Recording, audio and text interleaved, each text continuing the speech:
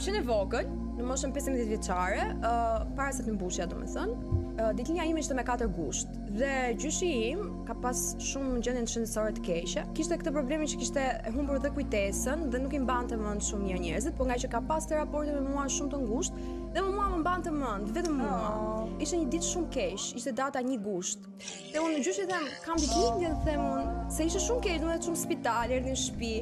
Edhe i them unë, kam ditëlindje dhe ai më thotë që dëgjoj thotë, siç isha ashtu i smur, si dolën fjalët, unë nuk vdes sot pa e bërë ditëlindjen tënde, thotë, pa mbush si 15 vjeçe. Edhe i them, po jo se ti s'do vdesësh, i them unë, se unë kam qenë shumë e lidhur edhe e vogël, po, edhe e vogël dhe nuk e mendoja domethënë që isha shumë fëmijë kështu. E më thotë, nuk vdes, më thotë, pa e bërë ditëlindjen tënde. Edhe okay, ato 2-3 ditë u bë shumë herë më mirë, festum ditëlindjen, bëm një darkë të madhe, e festum shumë bukur.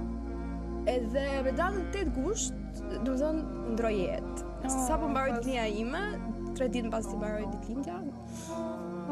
Edhe iku nga botë dhe unë realisht tash sa herë që kam ditëlindje kujtoj fjalën që më thot ai dhe them me vetes, domethënë e mbajti premtimin që më dha.